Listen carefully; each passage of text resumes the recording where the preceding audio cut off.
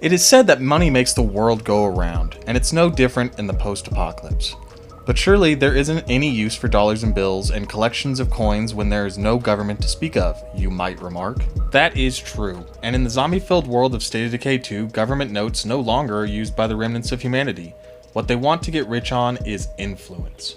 Hello, welcome to This and That Gaming. My name is Nathan, and this is a guide to gaining and using influence in State of Decay 2. Before we begin, I just want to show you how you can check your amount of current influence at any point during the game. Simply open up your inventory menu, and in the top left you will see a display of all your base resources.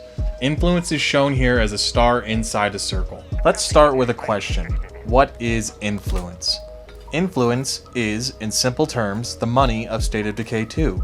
It is what you collect from completing quests and other smaller tasks, and what you will use to trade with other human characters in the game. From an in-game point of view, influence is how much the people of the game world think of you. So when you spend influence, you are essentially asking for something, and the character says yes or no based on how much of a reputation you have. The game calculates this reputation with a numerical value that is called influence.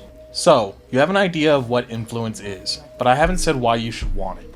Well, while it's true that you can find almost everything in the game through looting random buildings and quest rewards, there are certain items that are impossible to obtain in any other way than purchasing them from special vendors. These vendors only show up for small amounts of time and in random locations, so you'll want to keep an eye out. Another reason why you'll need influence is because it is the way that you go about purchasing new bases and outposts. Bigger bases cost more influence, and more useful outposts cost a small amount more than an outpost that isn't special or especially useful. Let's talk about the fun part. How do I get influence? Well, the means by which you will acquire influence vary pretty widely, with almost everything you do in the game awarding you with some in small and large quantities.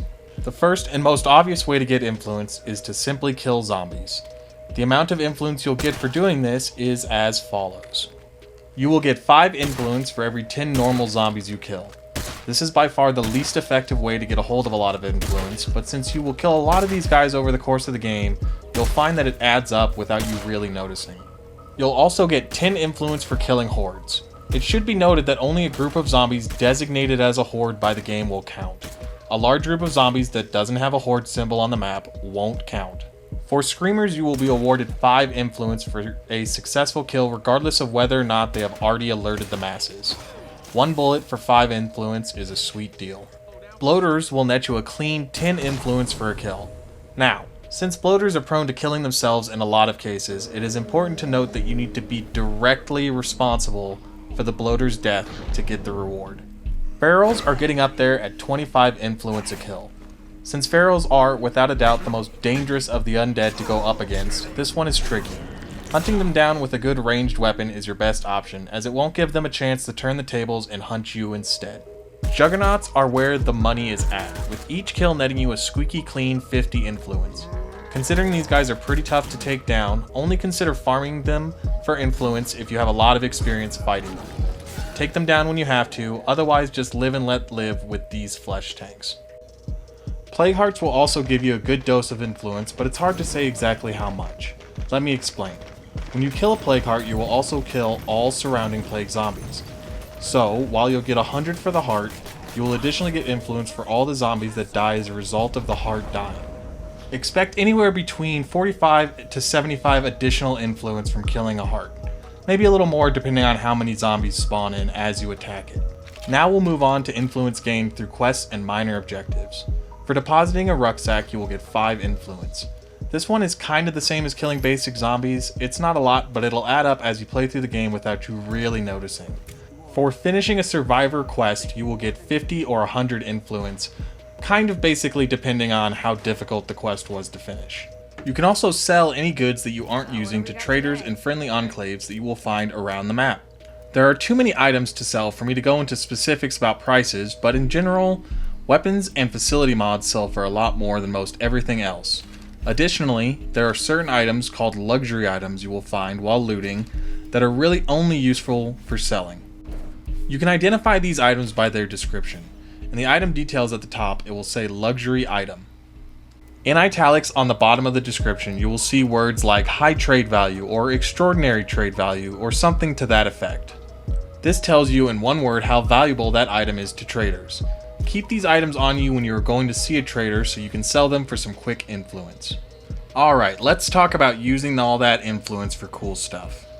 The main place you'll spend influence is at friendly survivor enclaves. These little bastions of humanity will sell you mostly common and uncommon items and weapons. It's not likely that they will have rare loot or anything too game-changing, but they can definitely help you if you need some healing items in the field, or maybe the occasional rucksack to keep your community afloat.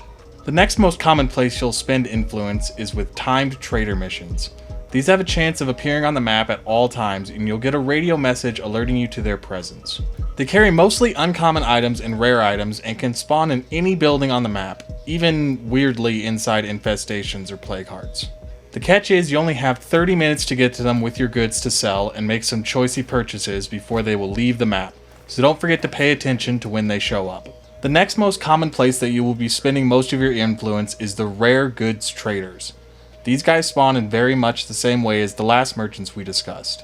They carry almost exclusively rare items and will be on the map for 4 hours, so you have plenty of time to get over there and trade. Now, these guys and gals are on their own unique schedule.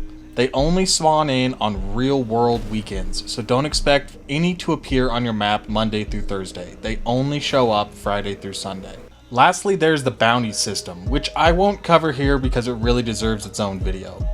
In short, the bounty broker will offer you in-game challenges that will be rewarded with unique and powerful items when you finish them. You only need to finish each challenge once to be able to buy duplicates of the rewarded item for a large amount of influence. So go out there and get hunting. So, this last part of the video is all about farming large quantities of influence in a short amount of time. It would be remiss of me to not mention that these methods of obtaining influence are entirely overkill. In my many playthroughs, I have literally never had to use these techniques in order to purchase something from a vendor.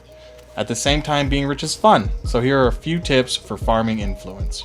To start with, the command center broadcast ability is always good to have on, because it will give you 10 to 20% more influence.